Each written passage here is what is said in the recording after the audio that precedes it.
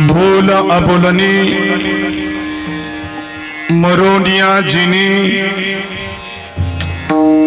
असोनी नसनी जनी आम्हा भोगी त्याग झाला संगची असंग तोडीले लाग माग दुनी तुका मनी नभे दिसतो मी तैसा तुका मनी नभे दिसतो मी तैसा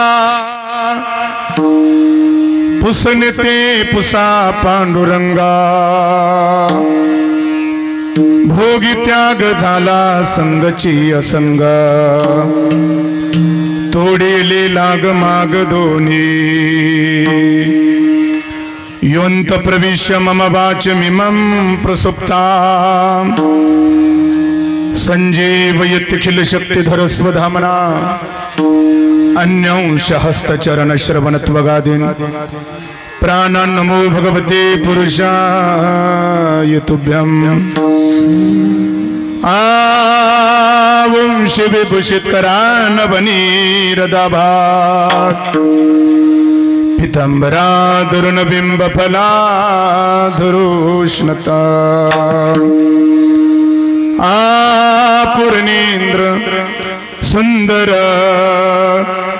मुखादरविंद नेत्रात् कृष्णात् परं किमपि तत्त्वमहं न जाने गजाननं भूतगणाधिसेवितं कपितजम्बुफलचारुभक्षणम् उमासुतं शोकविनाशकर्गं नमामि विघ्नेश्वरपादपङ्कजम् पाण्डुरंग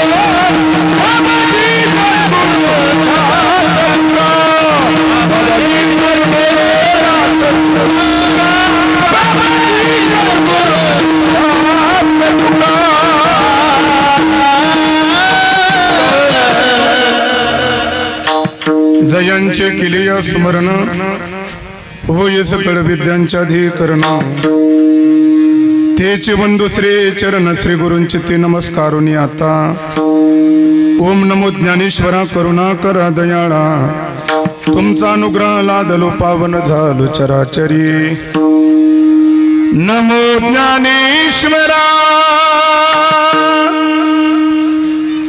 नमो ज्ञानेश्वरा नमो ज्ञानेश्वरा नमो ज्ञानेश्वरा नमो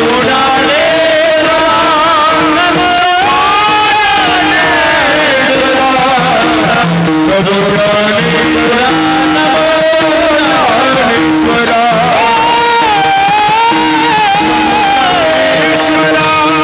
नमो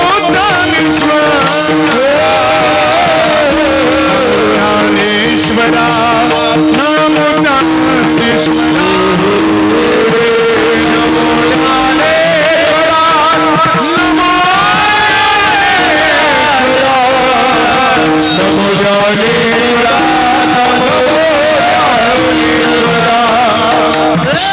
निवृत्ति उतरा सोपन देवा निवृत्ति उतरा सोपन देवा निवृत्ति उतरा सोपन देवा निवृत्ति उतरा सोपन देवा निवृत्ति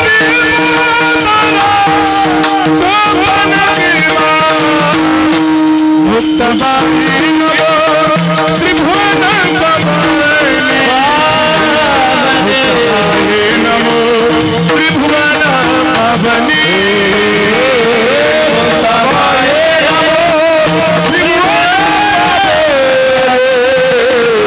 मुक्तबाई नमो त्रिभुवन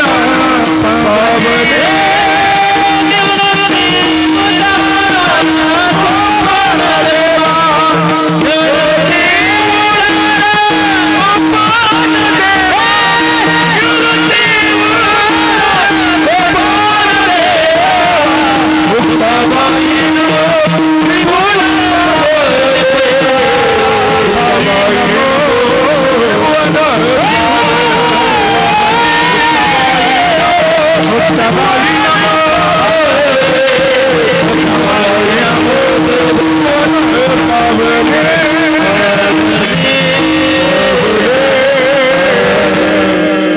जयांचे केले स्मरण होय सकळ विद्यांचे अधिकरण तेची बंधू श्री चरण श्री गुरूंचे ते नमस्कारोनी आता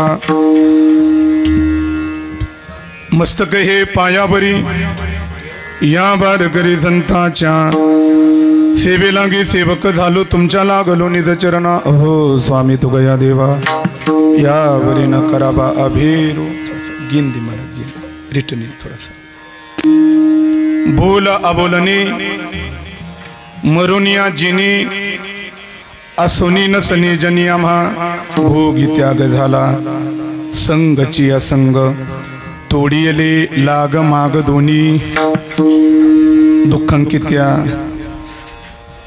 पुण्यस्मरण रूपी सेवेकरता गायलेला अभंग विश्वसंत श्रीमंत श्री जगद्गुरु तुकोबरायांच्या गाथेतील अद्वैत प्रकरणातील हा 3 चरणाचा अत्यंत गोड अभंग असो अभंगामधून विश्वसंत श्रीमंत श्री जगद्गुरु तुकोबराय परमार्थ यशस्वी झाल्यानंतर परमार्थ सफल झाल्यानंतर परमार्थ सक्सेस झाल्यानंतर परमार्थाच्या परिपूर्णतेमध्ये भगवंताच्या यथार्थ अपरोक्ष रूपात दर्शन झाल्यानंतर परमार्थामध्ये आपल्याला जी अवस्था प्राप्त झाली अथवा परमार्थामध्ये आपल्याला जे फळ प्राप्त झालं त्या अवस्थेचा त्या फळासंदर्भातला विचार जगद्गुरु तुकोबराय या अभंगातून करतात विठाला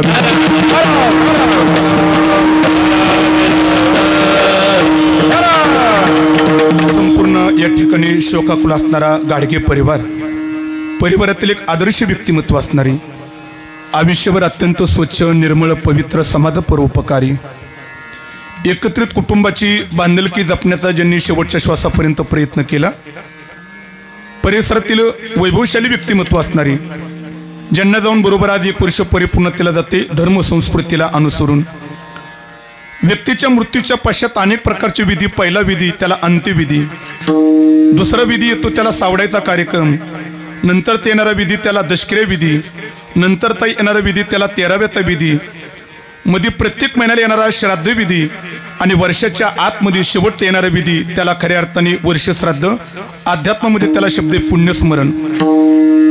हे प्रत्येक व्यक्तीचं पाठीमागल्या कुटुंबाने यथासंग पार पाडणं त्यांचं कर्तव्य. म्हणून खऱ्या अर्थाने ज्यांचा हा शेवटचा विधी, ज्याला पुण्यस्मरण म्हटलं जातं, ज्यांच्या पुण्यस्मरणाकरता आपण एकत्रित आले ते वैकुंठवासी आदरणीय श्री निवृत्तीजी शंकर गाडगे बाबांचं प्रथम पुण्यस्मरण या कार्यक्रमाचं गोड नियोजन करणारा त्यांचा परिवार, पाठीमागे त्यांचे तिन्ही चिरंजीव आदरणीय श्री हनुमंतजी निवृत्ती गाडगे, जयवंतजी निवृत्ती गाडगे, गजाननजी निवृत्ती गाडगे, पाठीमागे त्यांच्या तिन्ही मुली अनिताताई शिवाजी काटकर, सुरेखाताई विलास पोळ आणि पद्मिनीताई पृथ्वीराज मोहिते, आणि पाठीमागे मला वाटते की त्यांचा 6 नातू आणि 6 नाती असा हा गोड अशा प्रकारचा परिवार. आणि याच कुटुंबामधील मला वाटते त्यांचा नातू असणारी खऱ्या अर्थाने बाबांच्या पाठीमागे वारकरी संप्रदायाची साधना करण्याकरता जी जीवन व्यतीत करतात त्याच्यामध्ये आदरणीय श्री साईराजजी गजानन गाडगे असा हा संपूर्ण गोड अशा प्रकारचा परिवाराच्या वतीने पुण्यस्मरणाची सेवा माझ्यापर्यंत देण्यात आली. पण विशेष सेवेचं निमंत्रण माझ्यापर्यंत पोच करण्याचं ज्यांनी काम केलं, वारकरी संप्रदायातील अत्यंत गोड व्यक्तिमत्व असणारे महाराष्ट्रातील एक ख्यातनाम मृदुंग सम्राट आणि महाराष्ट्रातील एक युवा कीर्तनकार, आता अत्यंत गोड अशा प्रकारची मृदुंगाची साथ देतात माझे परममित्र हृदयस्थ आदरणीय श्री या ठिकाणी अंगदजी महाराज हजारे महाराजांच्या वतीने सेवेचं निमंत्रण, दंडवत प्रणिपात. इकडे संपूर्ण महाराष्ट्राला आपल्या मृदुंगाच्या माध्यमातून ज्यांनी वेळ लावलेली महाराष्ट्रातील ख्यातनाम मृदुंग सम्राट वा गोड ज्यांच्या मृदुंगाची थाप धर्ममंडपामध्ये तुमच्या माझ्या कानावरती पडली, तर धर्ममंडपामध्ये त्यांच्या मृदुंगाची थाप तुम्हा आम्हाला डोलायला लावीन याच्यात नवल नाही. चुकून त्यांच्या मृदुंगाची थाप माझ्या पंढरपूरच्या मालकाच्या कानावरती पडली तर मालक विटेवरती नाचल्याशिवाय राहणार नाही. असा गोड मृदुंग ज्यांचा ऐकावा महाराष्ट्रातील या ठिकाणी वैभवशाली मृदुंग सम्राट हरिभक्त पारायण आदरणीय अरुण गुरुजींची उपस्थिती दंडवत प्रणिपात या ठिकाणी करतो. इकडे आदरणीय आमच्या अंगद महाराजांच्या वारकरी शिक्षण संस्थेतील गुणीजन टाळकरी तुम्हा सर्वांच्या पुढे ही दंडवत प्रणिपात. विशेष संपूर्ण महाराष्ट्राचं वैभव असणारे महाराष्ट्रातील ख्यातनाम भजन सम्राट गायनाचार्य परिसरातील माझ्यावरती नितांत प्रेम करणारे, माझ्यावरती बंधुवर्त प्रेम करणारे या ठिकाणी संगीत रत्न संगीत वैभव आमच्या तुषारदादांची उपस्थिती, दादांच्या पुढे दंडवत प्रणिपात. इकडे संपूर्ण महाराष्ट्राचं वैभव असणारे महाराष्ट्राचे गान कोकिळा गायनाचार्य भजन सम्राट हरिपंडित महाराज त्यांची उपस्थिती दंडवत प्रणिपात. इकडे आदरणीय गायनाचार्य भजन सम्राट संभाजी महाराजांच्या पुढे ही दंडवत प्रणिपात. आणि संपूर्ण परिसराचं वैभव असणारे ज्यांनी वारकरी संप्रदायाची धुरा समर्थपणे आपल्या खांद्यावरती पिलवून परिसराला या ठिकाणी वारकरी संप्रदायाचा उलट ठेवण्याचं काम केलं. परिसराचं वैभव महाराष्ट्रातील एक गोड कीर्तनकार आदरणीय या ठिकाणी बाजीरावजी महाराजांची उपस्थिती दंडवत प्रणिपात. इकडे संपूर्ण महाराष्ट्राचं वैभव असणारे माझे जिवलग मित्र महाराष्ट्रातील ख्यातनाम एक युवा कीर्तनकार. महाराष्ट्रामध्ये काही 5 युवा कीर्तनकार आहेत, त्याच्यामध्ये ज्यांची आम्ही अभिमानाने गणना करतो आणि माझ्यावरती नितांत प्रेम करणारे आदरणीय आमच्या या ठिकाणी धीरज शास्त्रींची उपस्थिती, त्यांच्या पुढे ही दंडवत प्रणिपात.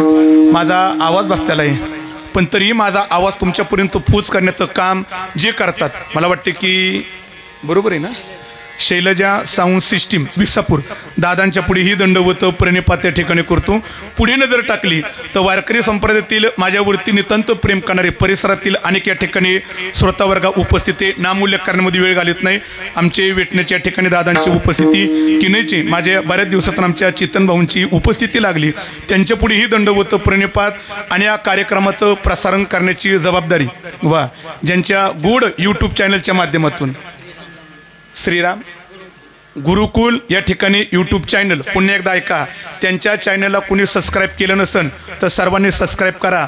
फक्त माझंच कीर्तन नाही, महाराष्ट्रातील अत्यंत वारकरी संप्रदायातील निष्ठावान कीर्तनकारांची कीर्तनं या चॅनलवरती आपल्याला श्रवण करायला मिळतात. म्हणून चॅनलला सबस्क्राईब करा. त्याच्यानंतर नसेल नंबर तर त्यांचा नंबर घ्या आणि नंतर सबस्क्राईब करा अशी विनंती या ठिकाणी करतो.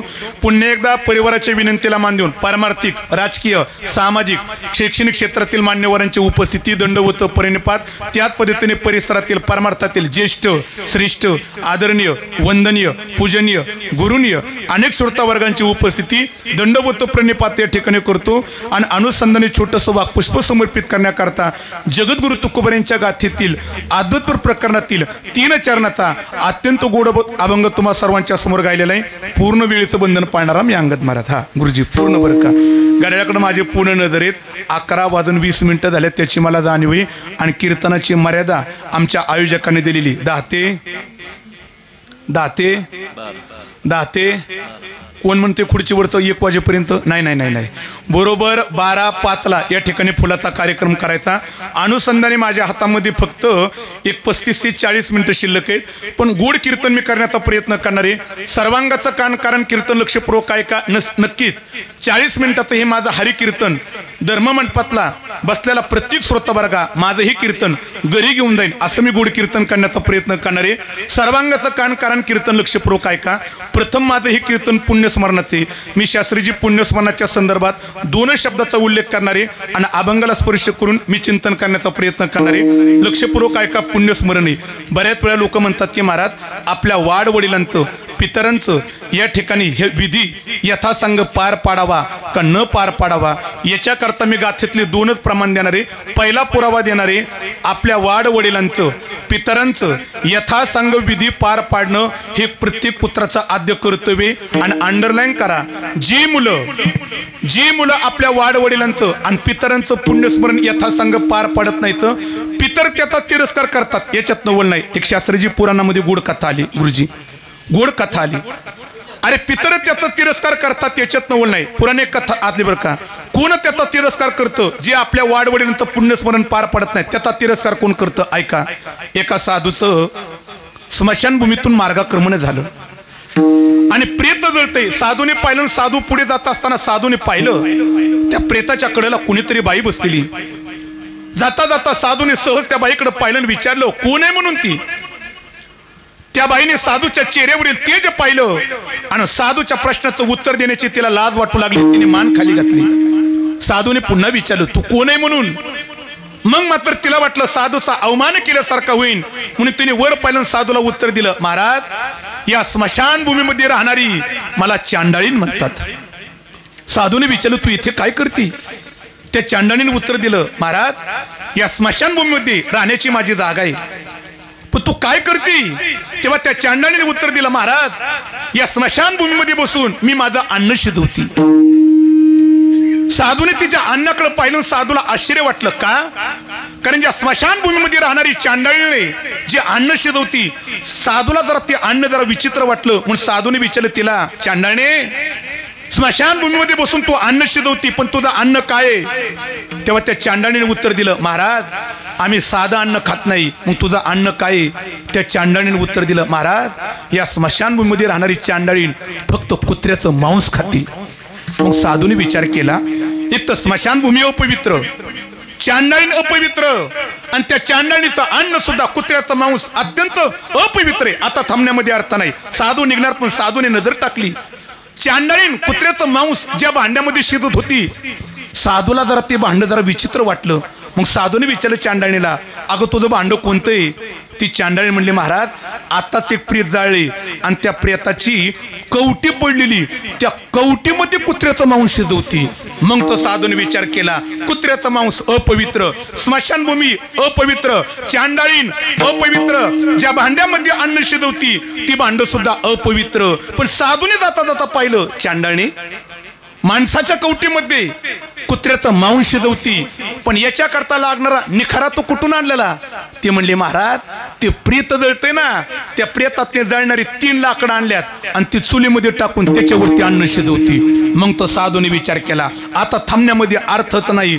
पण जाता जाता साधूने पाहिलं ती चांडाळीन माणसाच्या कवटीमध्ये कुत्र्याचं मांस शिजवत होती ना ती अन्न कशा शिजवती. पाण्याकडे पाहिलं पण पाणी जरा विचित्र वाटलं. मग साधूने विचारलं याच्याकरता कोणत्या गंगेचं तीर्थ आणलेले. ती चांडाळीन म्हणली महाराज कुत्र्याचं मांस गंगेच्या पाण्याच्या तीर्थामध्ये शिजत नाही. मग साधूने विचारलं कुत्र्याचं मांस तू कशामध्ये शिजवती. ती चांडाळीन म्हटली त्याला व्यवहाराच्या भाषेमध्ये म्हटलं जातं पहिल्या धारची लक्षात आले मला वाटते तुमच्या चेहऱ्यावरचा भाव सांगतोय. जिला मदिरा म्हटलं जातं, जिला दारू म्हटली जाते, त्या दारूमध्ये कुत्र्याचं मांस मी शिजवती. मग तर साधूने विचार केला आता थांबण्यात अर्थच नाही. पण साधूने पाठ फिरवणार तेवढ्या साधूने पाहिलं त्या चांडाळीने ते आपलं अन्न कशाने तरी झाकलं होतं. मग महाराजांनी विचारलं अगं ही अन्न कशाने झाकलेलं आहे? ती चांडाळी म्हणली महाराज माझ्या डाव्या पायातली चप्पल काढली आणि ती चप्पल मी उलटी त्याच्यावरती टाकली आणि त्याने मी माझं अन्न झाकलेले.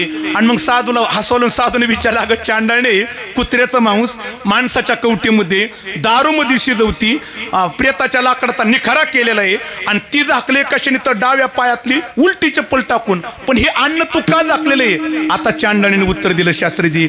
चांडाळी म्हणली महाराज माझ्या या अन्नाला कुणाची दृष्ट लागू नये याच्याकरता अन्न झाकले. आणि मग साधूला हसू आलं. अगं चांडाळीने एवढं अपवित्र अन्न स्मशानभूमीमध्ये कुत्र्याचं मांस माणसाच्या कवटीत, पुन्हा प्रेताच्या लाकडाचा निखारा, डाव्या पायातली उलटी चप्पल टाकून झाकलेले. आणि का झाकले तर त्याचं उत्तर देती याला कुणाची दृष्ट लागू नये. पण चांडाळीने तुझ्या या अपवित्र अन्नाला कुणाची दृष्ट लागणार आहे? तेव्हा त्या चांडाळीने उत्तर दिलं. माझा दृष्टांत झाला शास्त्रीजी. चांडाळीने सांगितलं महाराज माझ्या या अपवित्र अन्नाला कुणाची दृष्ट लागत नाही पण एकाची दृष्ट लागते. आणि मग साधूला आश्चर्य वाटलं. या अपवित्र अन्नाला कुणी पाहत नाही, दृष्ट लागत नाही, पण चांडाळीन म्हणती एकाची दृष्ट लागते पण ती कुणाची दृष्ट लागत असावा. आणि मग साधूने पाहिलं. चांडाळीने उत्तर दिलं महाराज माझ्या अन्नाला कुणाची दृष्ट लागत नाही पण एकाची दृष्ट लागते. कुणाची? ऐका ऐका आता ऐका. कुणाची दृष्ट लागते चांडाळीच्या अन्नाला? याची दृष्ट लागते. कुणाची? ज्यांनी आई वडिलाच्या पोटी जन्म घेतलेला आहे पण आई वडिलाच्या उपकाराला विसरला आणि आई वडिलाचा यथासंग गेल्यानंतर विधी पार पाडत नाही असा उपकार करणाऱ्यावरती जो अपकार करणार आहे अशा दृष्ट माणसाची माझ्या अन्नाला काय लागते? दृष्ट लागते. म्हणून आपल्या पितरांचं आई वडिलांचं यथासंग विधी न पार पाडणारा आणि सेवा न करणाऱ्या अशा माणसाची दृष्ट चांडाळीच्या अन्नाला लागते. मग चांडाळी सुद्धा त्याचा तिरस्कार करते आणि चांडाळी तिरस्कार करते नवल नाही. तुकोबाराय म्हणतात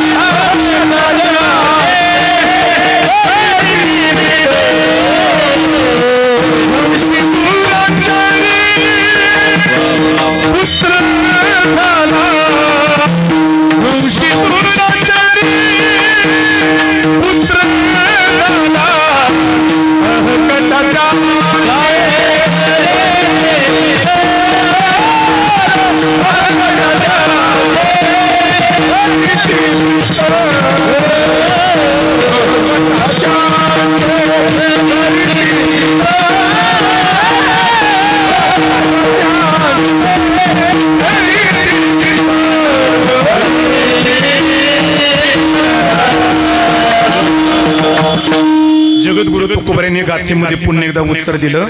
आता लक्षपूर्वक ऐका ऐका ऐका. फार मोजक्या शब्दामध्ये मी कीर्तन करतोय. ऐका. चांडाळीन अशा मुलाचा तिरस्कार करते नवल नाही तर ज्या मुलाने आपल्या आई वडिलाचा यथासंग विधी पार पाडला नाही पितृ लोकातून पितर सुद्धा त्याचा काय करतात? तिरस्कार करतात. म्हणून पितरांनी आणि चांडाळींनी सुद्धा आपला तिरस्कार न करावा असं जर का वाटत असेल ना तर आई वडिलाची प्रत्येकाने काय करावी? सेवा करावी.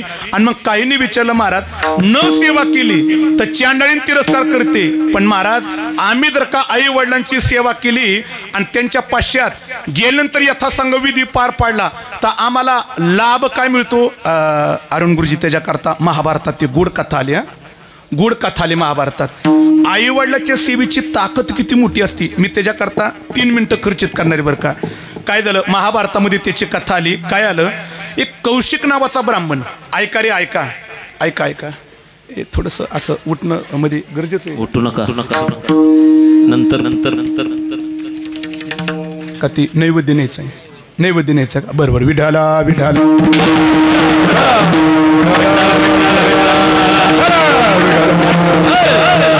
जास्त वेळ घेत नाही. ऐका, वाढ वडिलांची सेवा करणाऱ्याकडे किती मोठी ताकद प्राप्त होते. ती महाभारतामध्ये अत्यंत गूढ चिंतन आलं. काय झालं, कौशिक नावाचा ब्राह्मण वनामध्ये तप करत होता. पण ज्या झाडाखाली बसून तप करत होता ना, त्या झाडावरती एक बगळीण राहत होती. पण ती बगळीण आधीमध्ये सारखी ओरडायची. त्या ओरडल्यानंतर त्या कौशिक ब्राह्मणाला त्रास होऊ लागला. पण त्रास होऊ लागला, त्याला एक दिवशी इतका राग आला की माझ्या तपामध्ये विघ्न डालणारी ही बगळी नाही, मला सारखा त्रास देते. म्हणून त्यांनी तप करता करता डोळं लाल केलं आणि डोळं वटारून त्या बगळीकडे पाहिलं. पण तपाचं सामर्थ्य एवढं मोठं झालं होतं, त्यांनी त्या बगळीकडे पाहिल्याबरोबर डोळं लाल केल्यामुळे, डोळं वटारून पाहिल्यामुळे त्याच्या तप सामर्थ्याच्या जोरावरती त्या बगळीची त्यांनी जळून जागेवरती राख केली. आणि मग त्यांनी विचार केला, माझ्या तपामध्ये फार मोठं सामर्थ्य, आता तप करण्याची गरज पडणार नाही. म्हणून कौशिक ब्राह्मणाने अरण्य सोडलं, एका नगरीमध्ये प्रवेश केला आणि एका घराच्या पुढे उभा राहिला. अंधारात उभा राहून मोठ्याने म्हणला, भिक्षाम देही भिक्षाम देही.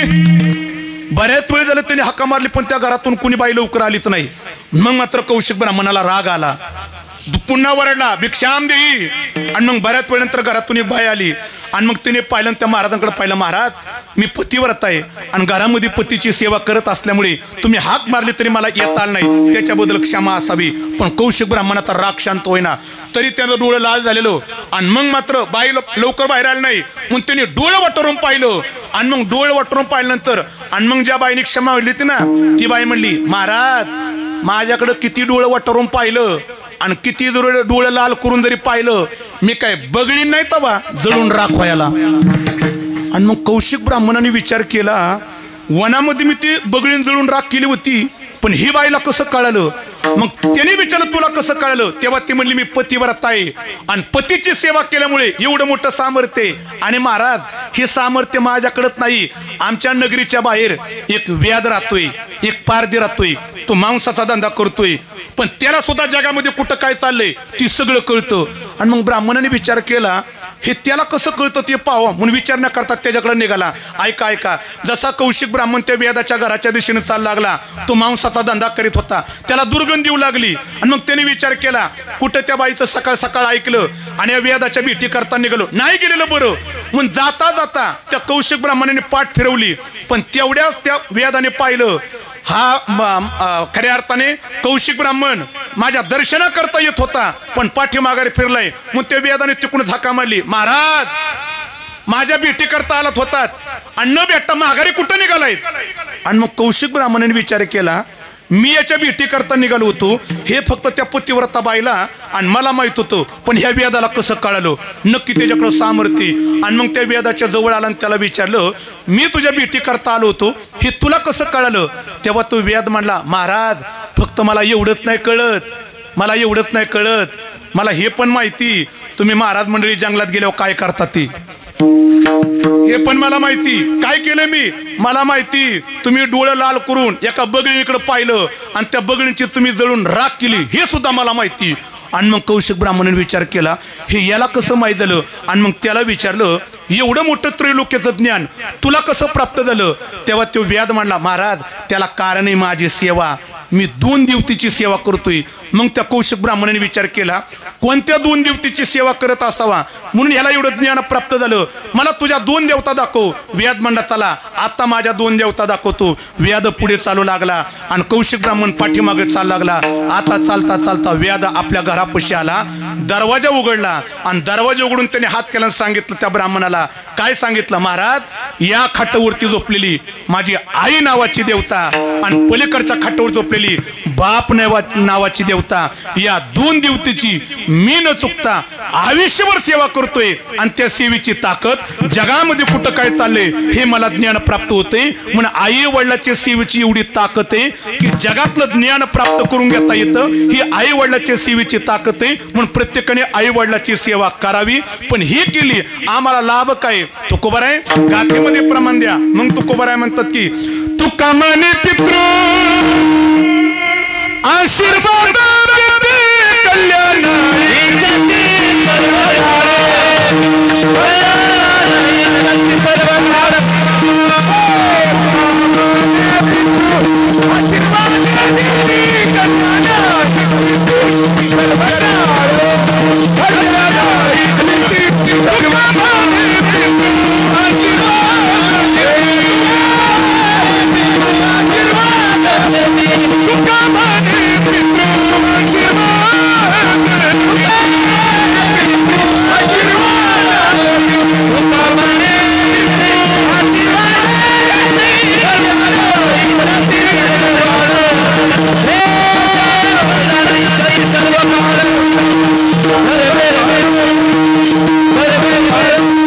जगद्गुरु तुकोबारायांनी गाथेमध्ये त्यातही प्रमाण दिलं.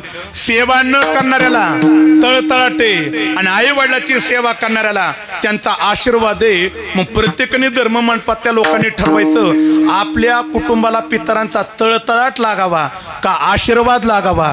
ज्याला तळतळाट लागला त्या घरामध्ये सुख शांती कधी नांदत नाही. पण ज्यांना पितरांचा आशीर्वाद मिळाला त्या घरामध्ये 110% सुख शांती नांदत असती. म्हणून परत एकदा वाक्य ऐकून घ्या. पितरांच्या आशीर्वादाकरता त्यांची सेवा आणि विधी हा एकमेव पर्याय. बऱ्याच लोकांना वाटते की बंगल्यावरती नाव टाकलं पितृछाया मातृछाया अशी नावं टाकल्याने त्यांचा आशीर्वाद मिळत नाही. त्याच्याकरता बंगल्यावर नाव टाकण्यापूर्वी बंगल्यामध्ये असताना त्यांची सेवा करा, नक्कीच आशीर्वाद मिळेल.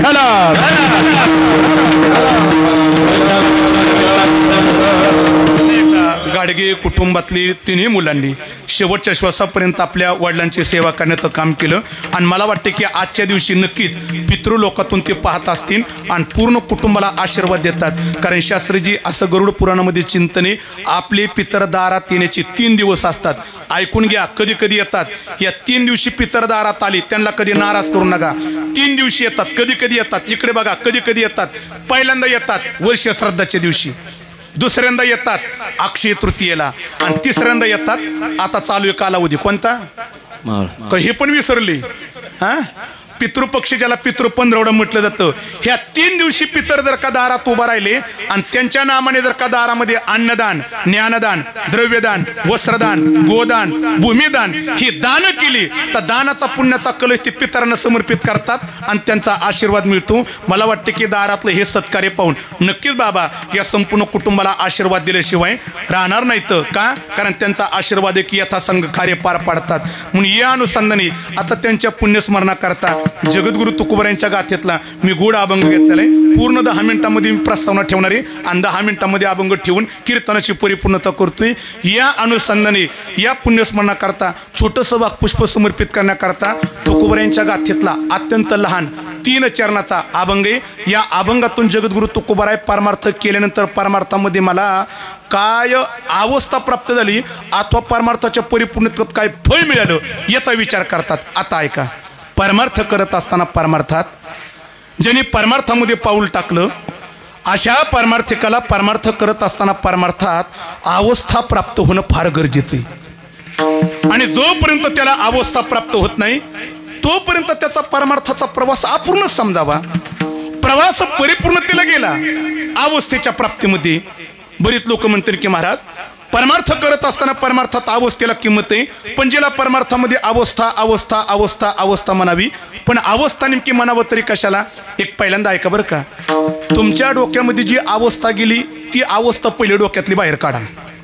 कारण मला ज्या अवस्थेचा विचार मांडायचा आहे मला ती भक्तिशास्त्रातली, अध्यात्माच्या तत्व परंपरेतली, जगद्गुरु तुकोबारायांच्या भाषेतली आणि ज्ञानोबारायांच्या ज्ञानश्रीत एका ओवीची आणि भागवतातल्या गोपिकांच्या एका प्रसंगावरून मला त्या अवस्थेचा विचार मांडायचा आहे. मग अवस्था कशाला म्हणावी? ऐका ऐका आता लक्ष द्या. अवस्था कशाला म्हणावी? काय? परमार्थ करणाऱ्या परमार्थिकाने परमार्थात पाऊल टाकल्यानंतर परमार्थाची साधना करत असताना परमार्थामध्ये परमार्थाच्या मार्गावरून चालत असताना ज्याला परमार्थिक पांतस्थ म्हटलं जातं, परमार्थिक वाटसरू म्हटलं जातं, अशा परमार्थिकाच्या पांतस्थामध्ये वाटचालीमध्ये त्या परमार्थिकाला परमार्थामध्ये मला देव भेटावा अशी त्याच्या चित्ताला तळमळ लागली पाहिजे. आणि जोपर्यंत देव भेट देत नाही ना त्या देवाच्या भेटीच्या वियोगामध्ये जाणारा प्रत्येक क्षण त्याला युगायुगाप्रमाणे वाटणं त्याला अध्यात्मातली अवस्था म्हणावी. विडाला विडाला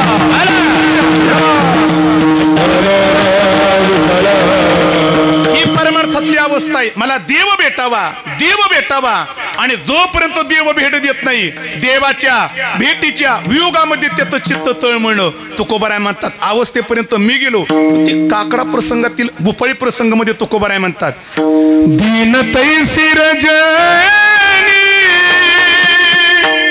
झाली गे माई दीन तैसी रजनी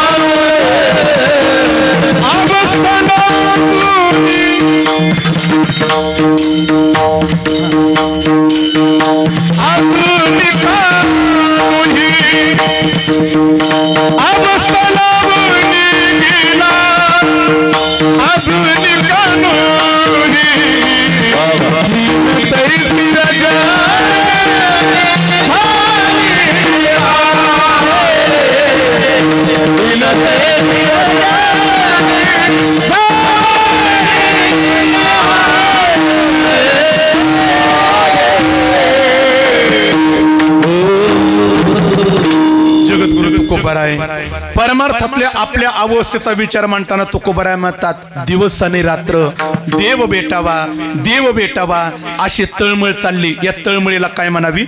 ज्ञानोबराने मात्र ती एक याच्या पुढे जाऊन गुढ वर्णन केला. माऊली म्हणतात की फक्त देवाच्या भेटीच्या वियोगामध्ये चित्त तळमळणं एवढ्यावरती अवस्था संकुचित नाही.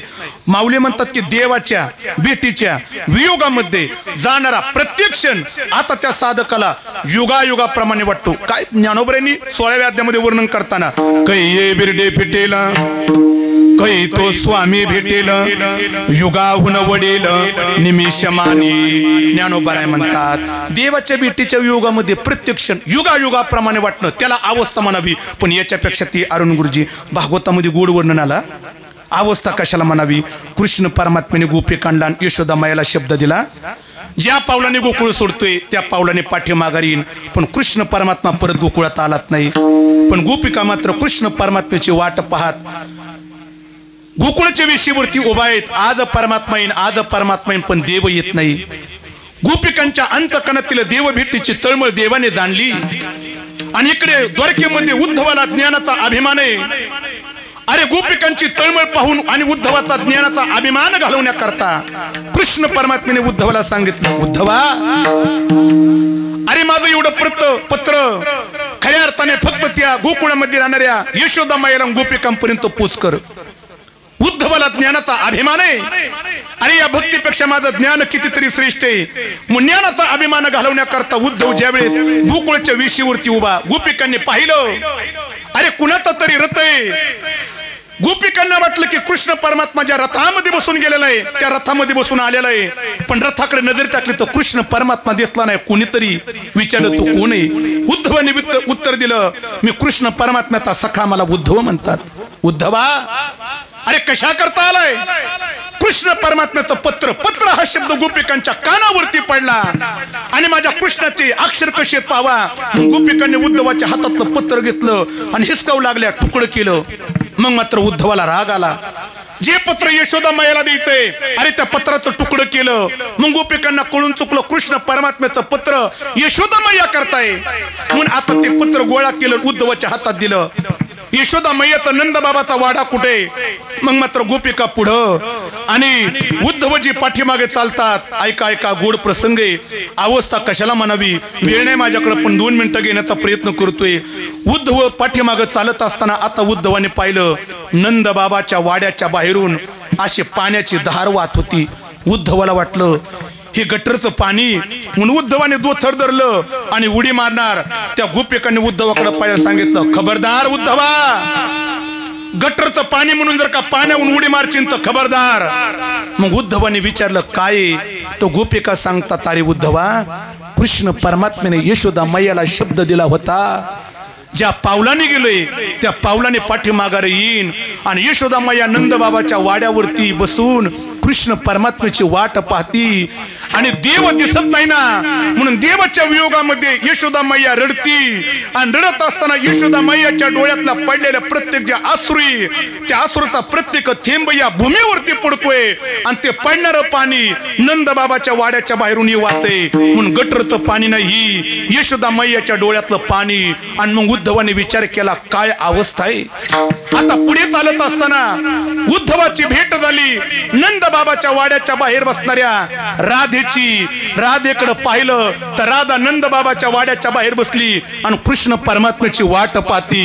पण वाट पाहत असताना राधेच्या मुखातले शब्द उद्धवाने ऐकलं. भागवतामध्ये त्याचं वर्णन आलं, किती गोड शब्द होते. भागवतकार त्याचं वर्णन करताना म्हणतात, राधा वाट पाहत असताना राधा काय म्हणती, राधा म्हणती,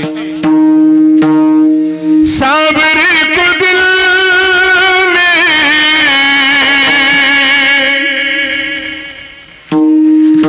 बसा कर तो देखो,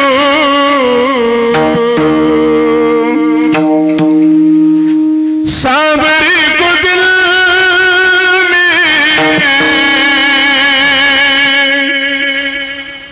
बसा कर तो देखो, एक बार वृंदावन में आकर तो देखो, एक बार वृंदावन में आकर तो देखो, बड़ा ही दयालु है, बड़ा ही दयालु है, बड़ा ही दयालु है. राधा कृष्ण परमात्म्याची वाट पाहते. राधेचे शब्द, अरे वृंदावनात परमात्म्याने शब्द दिलाय, गोकुळ सोडून जातोय पण गोकुळामध्ये दर्शन देण्याकरता येईल. पण दरवर्षी हात झाली राधेने नंद बाबाच्या वाड्याच्या बाहेर बसावा आणि कृष्ण परमात्म्याची वाट पाहावी. देव येतोय, देव येतोय. बड़ा ही दयालु है, बड़ा ही दयालु है, काकी बिहारी, एक बार वृंदावन में आकर तो देखो, एक बार वृंदावन में आकर तो देखो, एक बार वृंदावन में आकर तो देखो, आकर तो देखो.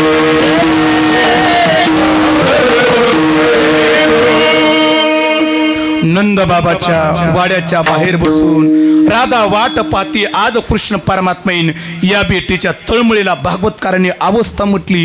मग उद्धवाने राधेला विचारलं, राधे, देवाची वाट पाहती पण देव येईन का? राधा म्हणती, ज्याने शब्द दिलाय तो नक्की येईन, पण काय येईन ते शास्त्रीजी थोडं गाथेत नाही बरं का. हे अंगद महाराज थोडंसं गाथेत नाही, पण थोडासा प्रयत्न करून बघेन मी की ती राधा म्हणते कृष्ण परमात्मा काय येईन.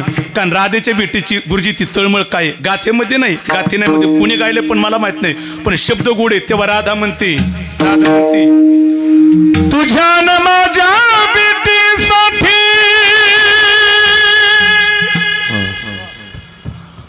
सागर कुटी हरवला,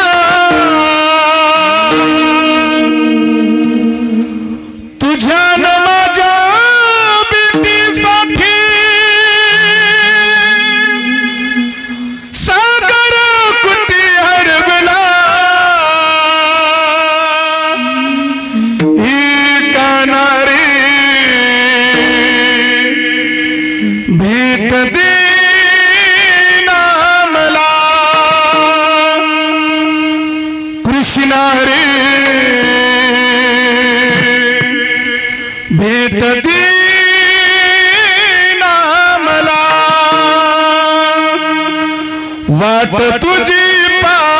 पाहताना नयन माझी गुंतले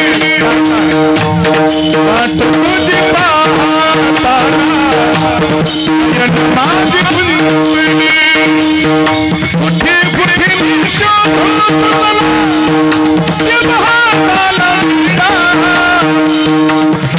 कुठे शोधून तुला जब हाताला भिडा कानारे भेटले ना मला कृष्णारे भेटले ना मला कानारे भेटले ना मला कानारे भेटले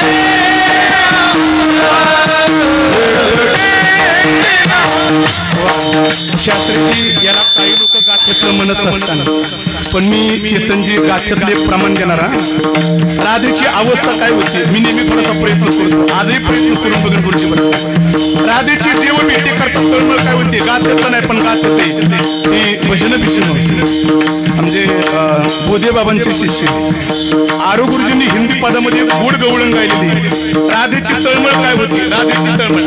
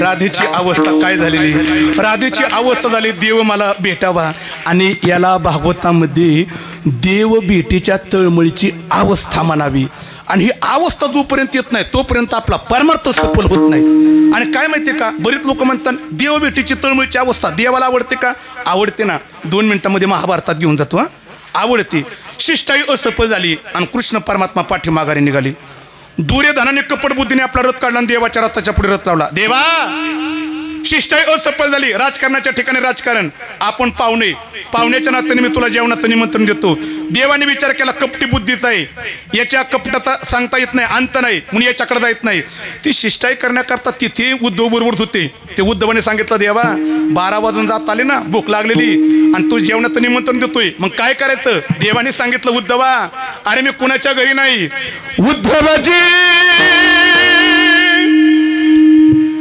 चलो विदुरा घर जावे उद्धवजी चलो विदुरा घर जावे उद्धवजी चलो विदुरा घर जावे उद्धवजी चलो विदुरा घर जावे उद्धवजी चलो विदुरा घर जावे उद्धवजी चलो विदुरा घर जावे उद्धवजी चलो विदुरा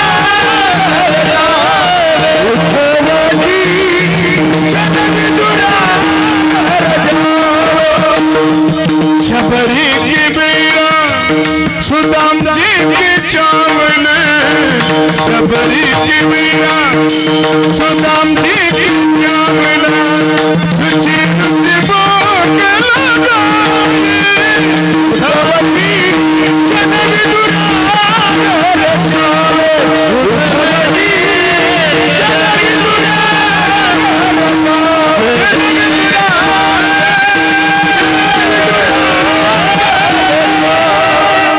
देव कुणाच्या घरी जात नाही, देव कुणाच्या घरी जेवण करत नाही.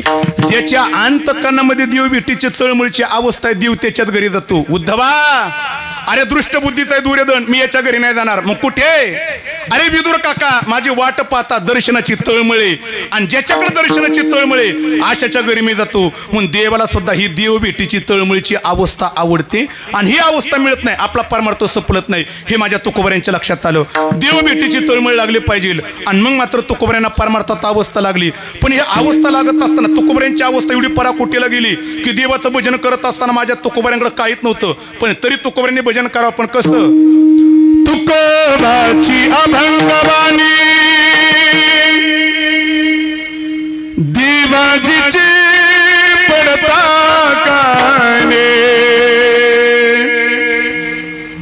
तुकोबाची अभंगवाणी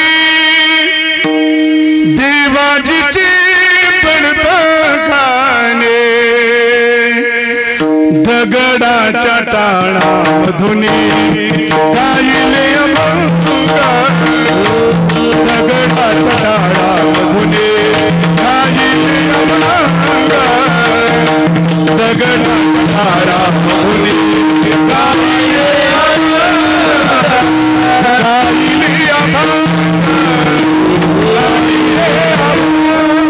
तुकोबऱ्यांकडे आता अवस्था प्राप्त झाली, आणि या तळमळीमध्ये तुकोबऱ्यांकडे शास्त्रीचे काहीच नव्हतं.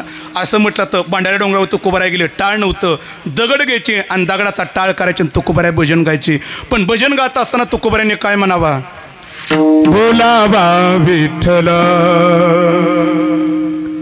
बाबा विठ्ठल, बोलावा विठ्ठल बाबा विठ्ठल, बाबा विठ्ठल जीवी भावे, बाबा विठ्ठल जीवी भावे, सोडी मना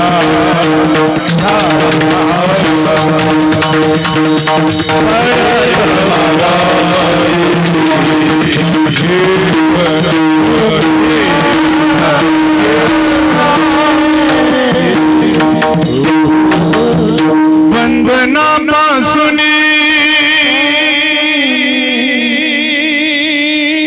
उकलल्या गाठी, बंधनापासून उकलल्या गाठी, ताली बीठी सावकाश,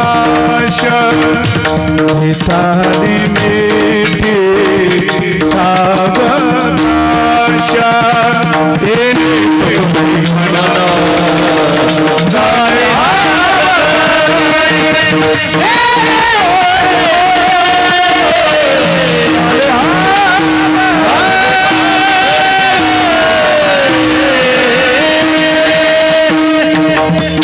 आणि तुकोबऱ्यांच्या या अवस्थेच्या पोटी जगाच्या बापाला तुकोबऱ्यांच्या पुढे प्रकट व्हावं लागलं, आणि तुकोबऱ्यांवरती जगाच्या बापाचा कृपा आशीर्वाद मिळाला. ते कृपेचे अध्यात्मामध्ये 3 प्रकार आले बरं का. एक मला वाटते की 3 कृपा आले बरं का. एक सामान्य कृपा, एक मध्यम कृपा, आणि एक श्रेष्ठ कृपा. आता या 3 कृपेवरती मला वेगळं कीर्तन करावं लागेल, पण माझी वेळ संपलेली बरं का. तुकोबऱ्यांवरती कोणती कृपा झाली? सामान्य, मध्यम नाही, श्रेष्ठ कृपा झाली. आणि त्या श्रेष्ठ कृपेमध्ये तुकोबऱ्यांचं जीवन बदललं, आणि तुकोबऱ्या आता इथून पुढे देहूमध्ये आनंदाचं जीवन जगू लागले. आणि मग देहूतल्या काही लोकांनी तुकोबऱ्यांचं दर्शन घेतलं. तुकोबराय, बऱ्याच दिवसापासून आम्ही तुम्हाला पाहतोय, पण या 2-3 दिवसामध्ये तुमच्या चेहऱ्यावरती जे समाधान आहे ते समाधान आम्हाला पाहायला मिळतं. या समाधानाचं कारण काय? तुकोबराय म्हणतात, माझ्यावरती देवाचा कृपा आशीर्वाद आहे, याला कारण दर्शन, आणि त्या दर्शनामध्ये समाधान आहे. आणि मग तुकोबऱ्यांना विचारलं, तुकोबराय देवाचं दर्शन कृपा झाली, कृपेमध्ये चेहऱ्यावरती समाधान. पण या समाधानाचा परिणाम तुम्हाला काय मिळलं का? महाराज म्हणतात की त्या कृपेमध्ये आणि त्या समाधानामध्ये आम्हाला काय मिळले ते सांगता येणार नाही, पण मी तरी तुमच्या पुढे सांगण्याचा प्रयत्न करतो. आम्हाला जे मिळाले ते काय मिळाले, ते मिळालेचं चिंतन तुकोबाराय करतात अभंगाच्या प्रथम चरणात.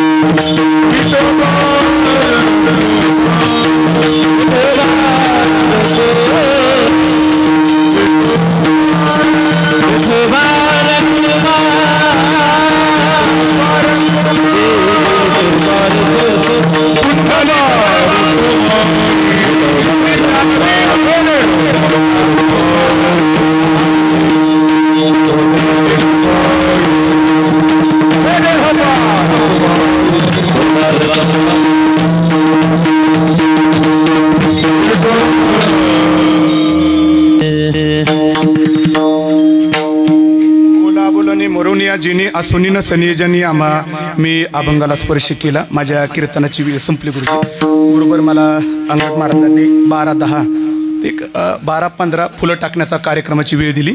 एवढ्यावरती मी माझं कीर्तन एक बरोबर 7 मिनिटांमध्ये मी माझं कीर्तन संपवते. परत कधीतरी योग आला तर इथून पुढे आपण दुसऱ्या कीर्तनाला सुरुवात करू. आता आपण येथे थांबू. बोला बोलनी मरोनिया जिनी असुनी नसनी जनी आमा एक 3 पद अत्यंत गोड आले. तुकोबाराय म्हणतात परमार्थात आम्हाला काय मिळलं बोला आबोलनी. आता बोलण्याकरता आम्ही शिल्लक राहिलेलो, पण जरी तुम्हाला आम्ही बोलत असल्यासारखं दिसत असलो पण आम्ही बोलतोय, पण कशाबद्दल? आबोलनी. जे आबोले नावाचं तत्व आहे जे आता तोपर्यंत कुणीच पोचत नाही. ज्ञानोबाराय म्हणतात जेथ मनाची नखी न लगी बुद्धीची दृष्टी लगी इंद्रिया किरजोगे काय होईल कुणी जात नाही. किंवा जगद्गुरु तुकोबाराय सुद्धा म्हणतात ज्याच्यापर्यंत बोलण्याचा प्रयत्न केला तो कोणालाच कळत नाही. महाराज म्हणतात हरिविद नाही नाही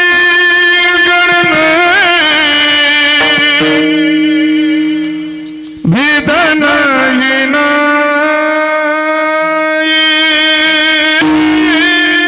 कळला वेद नाही हर नाही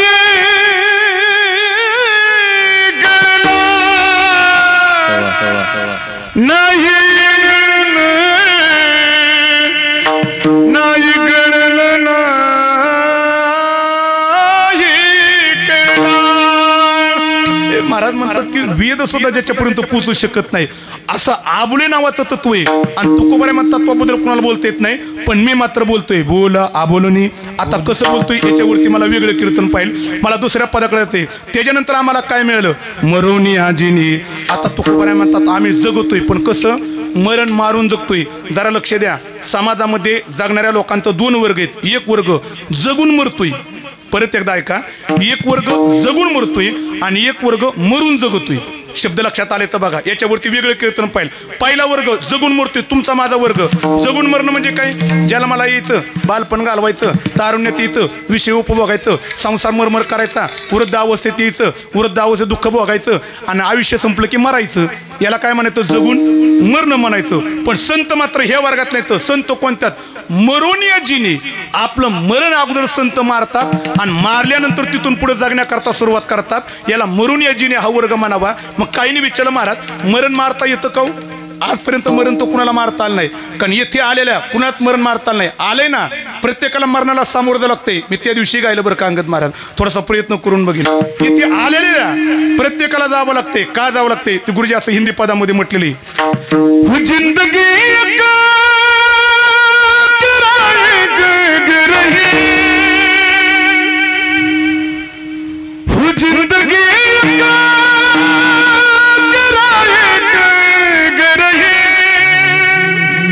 एक दिन बदलना पड़ेगा, एक ना एक दिन बदलना पड़ेगा, एक ना एक दिन बदलना पड़ेगा, एक ना एक दिन बदलना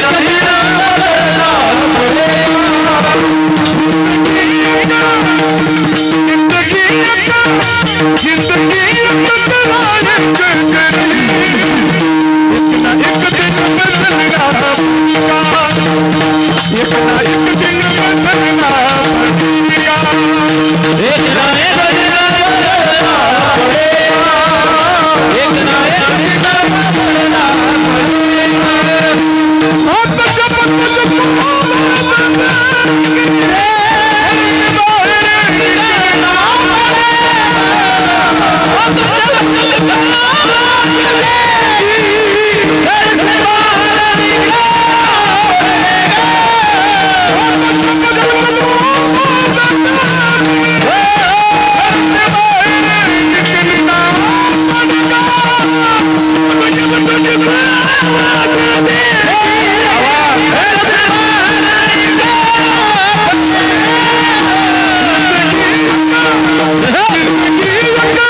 जिंदगी बदलाने के एक ना एक दिन बदलना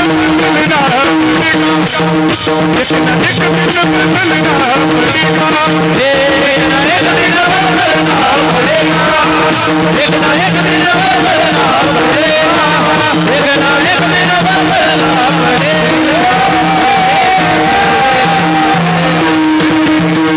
बहुत सगळ्यांना भाड्याच्या घरात राहायचे आणि एक दिवशी भाड्याचं घर प्रत्येकाला खाली. का भाड्याचं घर नाही कळालं, भाड्याचं घर भाड्याचं घर भाड्याचं घर. तुम्ही आम्ही भाड्याच्या घरात राहतोय, कोणत्या का नाही कळालं. भाड्याचं घर म्हणजे दुसऱ्याचं घर, घराचा मालक वेगळा आणि ज्याच्या घरात राहतोय त्याला घराचं भाडं द्यायचं. त्याला कोणतं घर म्हणायचं, कोणतं घर, भाड्याचं घर.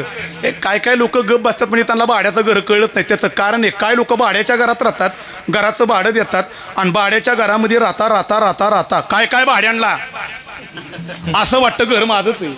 पण त्या भाड्याने लक्षात ठेवायचं किती दिवस तरी भाड्याच्या घरात राहिला. एक दिवशी घर मालक आला की तुला भाड्याचं घर खाली करावा. पण काय काय भाड्यांना हे कळत नाही, काय कायला कळाले भाड्याचं घर हे खाली करायचे म्हणून घर प्रत्येकाला मृत्यूच्या रूपाने खाली करायचे. पण का करायचे मग त्यांनी आणखी एक हिंदी पदामध्ये म्हटले, घर का खाली करायचे त्यांनी असं म्हटलेले, हे मन मुसाफिरा निकलना पड़ेगा, ए मन मुसाफिरा निकलना पड़ेगा,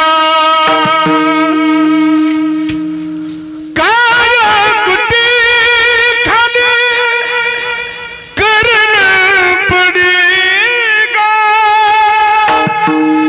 काया कुटी गली करना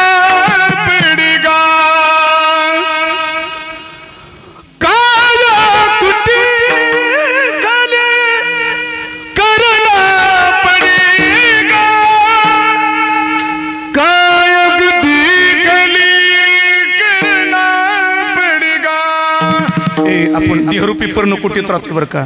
ते अरुण गुरुजी बऱ्याच दिवसातून काळीदोनला कीर्तन करतोय. 1.5-2 वर्षातलं पहिलं कीर्तन आहे काळीदोनचा. प्रयत्न करून बघितला पण मी जगाच्या बापाकडे पाहतोय, आभार मानतोय, अजून चलतोय आवाज जराशी चलते बरं का, अजून चलतोय. ती देहरूपी पर्णकुटी आपल्याला काय करायची तर खाली करायची, पण प्रत्येकाला खाली करावं लागती. मग तुकोबाराय मरुनेजीने याचा अर्थ कसा लावायचा, अर्ध्याच मिनिटाचा अर्थ आणि कीर्तनाची परिपूर्णता. मरुनेजीने याचा अर्थ तुकोबाराय म्हणतात आम्ही मरण मारलं आणि नंतर जगतोय. मरण मारणं म्हणजे काय, मरण ज्याच्यामुळे मिळते त्या कारणाचा नाश करणं त्याला मरण मारणं म्हणावं. मरण कशामुळे मिळते, एक सोप्या भाषेत जन्माला येतोय म्हणून मरण. जन्म कशामुळं, कर्मामुळं, आणि त्या कर्माचा भोग भोगण्याकरता जन्म करता. माऊली म्हणतात ना, अगा कर्म जे उरावे ते सुखदुःखे फळावे तया ते भोगावयावे देहाय का. म्हणजे जन्माला कारणीभूत कर्म. पण कर्म कुणामुळे घडतं, ऐका प्रत्येकाच्या अंतकरणात अहंकार आहे मीपणामुळं कर्म, कर्मातून जन्म आणि जन्मातून मृत्यू. मग मृत्यूला कारणीभूत कोण झाला, अहंकार झाला. पण तुकोबाराय म्हणतात की त्या अहंकाराचा नाश केला की मरण संपलं. अशा प्रकारे त्या अहंकाराचा नाश करून आम्ही आमचं मरण संपवलं आणि त्यानंतर जगतोय मरुनिया जिने. आणि याचा परिणाम आता तुकोबाराय म्हणतात की आसोनी न सने जनी आमा. मग तुकोबाराय तुम्ही ती तुमच्या केलेल्या कर्माचा भोग भोगावं लागतं. त्या भोगाची वाट कशा प्रकारची लावली, ऐका काय भोग्यातली भोगी, काय त्यागेतली भोगी, काय त्यागेतली भोगी आणि काय त्यागेतली त्यागी. तुकोबाराय म्हणतात की आम्ही भोगेतली त्यागीत. ऐका बाह्य अंगाने भोग भोगतोय, पण भोग भोगत असताना भोगाच्या पाठीमागे त्याग आहे. काय भोग किती भोगा, पण भोगाच्या पाठीमागे त्याग असेल तर भोगाचं भोगतृत्व लागत. ती तुकोबाराय एक कृष्ण परमात्म्याबद्दल एक गवळणीमध्ये चिंतन आहे बरं का. तुका म्हणे नटधारी आणि भोग भोगुनी. बाह्य अंगाने भोग भोगा, पण भोगाच्या पाठीमागे त्याग असेल तर भोगाचं भोगतृत्व लागत नाही. मग तुकोबाराय म्हणतात आम्ही भोगातले त्यागीत, भोग भोगतोय पण भोगाच्या पाठीमागे त्याग आहे. त्या त्यागातून कर्म उत्पन्न होत नाही झालं तर जन्मानंतर मृत्यू नाही. पण भोगी त्याग झाला संगती संग तोडी येलेला ग माग दोन्ही. आणि असा विश्वास तसं तर तुकोबाराय म्हणतात तो तुका म्हणे ना